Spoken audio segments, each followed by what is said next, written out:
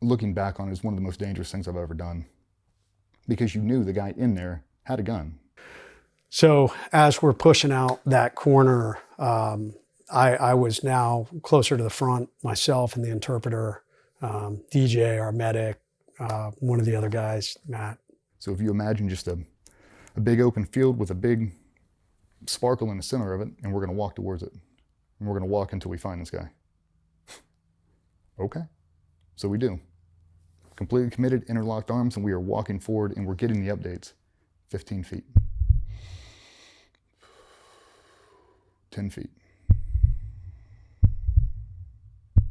You're standing on him. It was about that time. I'm now out in the open, myself and the interpreter, and push to the left to start moving down, to the west to link up with those three guys. At one point, we're trying to relay to the other guys, because now we know we've lost 3. Now they're lost in brush country, and we have to reconsolidate them so we can deal with this guy. Because now we know the reality. We've turned the entire profile. Blue forces, bad guy, blue forces. And right as our medic is coming out of the vegetation, he literally stepped right on an enemy fighter. This enemy fighter rolls over and goes to engage him, and he shoots him. And that started that gunfight. The whole world erupted at that point. Oh, and shit. Everybody dropped. It was like, we used to do the new guy scenarios. You're doing land warfare, the first contact and all the head shed dies. And now you got to drag around like, playing war games. So at this point now, I'm out front, the interpreter's out front. There's at least one other guy with us that's out front. And what we didn't realize is we were directly in the kill zone. That dude let off the biggest Hollywood belt-fed burst I've ever heard. Luke was the first one shot, took a round right below the knee. He had a compound fracture. Bone came out and anchored him right into the ground. I remember looking over and seeing Jay. And I remember him sitting upright, and I watched him get shot one more time, right in the face, and it looked like that was it. I was stitched across the body armor, 2 rounds in the left elbow. I took rounds off my gun, rounds off my helmet, had my left night vision tube shot off. Holy shit. Turned to try and move back to the tire at this point. And I guess that's when I caught the round from behind that hit me in the face. So it caught me right in front of the ear, traveled through my face, took off most of my nose. He hit the ground so hard, you knew he was dead. Vaporized my orbital floor, broke all the bones above my eye, shattered the head of my jaw, broke the head of my jaw and shattered my jaw down to my chin and knocked me out. And Jay and those guys saw that. They saw me fall. So they thought I was dead. There's an audible that has to be made. We have the J-tack and behind this tractor tire.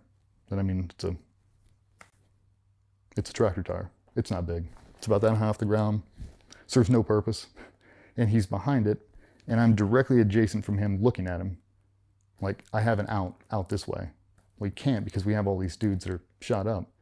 And I remember it was like the scene from Black Hawk Down. Come to me. Fuck you, come to me. I'm unconscious at this point. Not aware of that.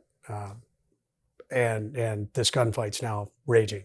Like, they're behind the tire in the tree, and they're just, raging gunfight about,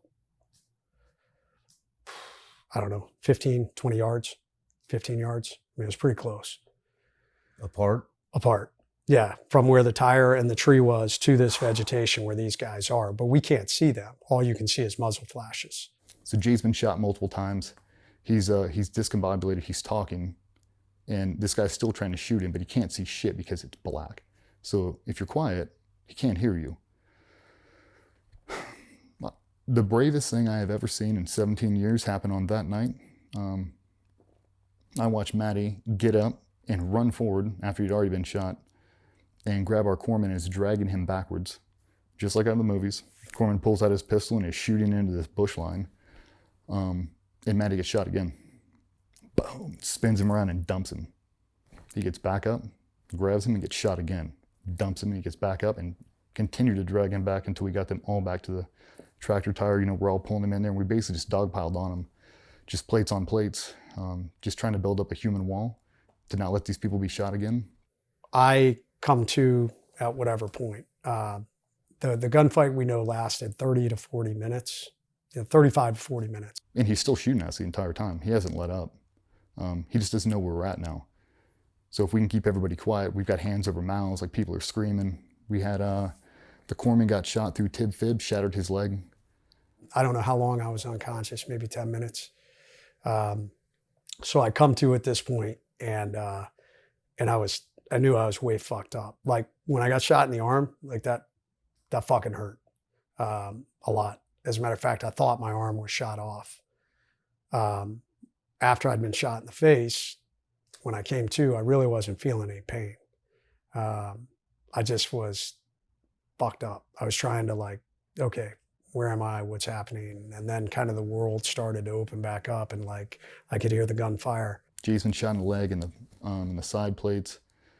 I think he took a double stack to the elbow, so it blew out his entire arm. And then he took one to the face that basically removed his jaw, removed his nose, and you could look inside him. Hey everybody, I'm Sean Ryan. Click here to subscribe to the Sean Ryan Show YouTube channel for the hottest and most compelling interviews that you will not see anywhere else. I've also made a playlist of all the previous SRS episodes so they're easy to find. You can find that right here.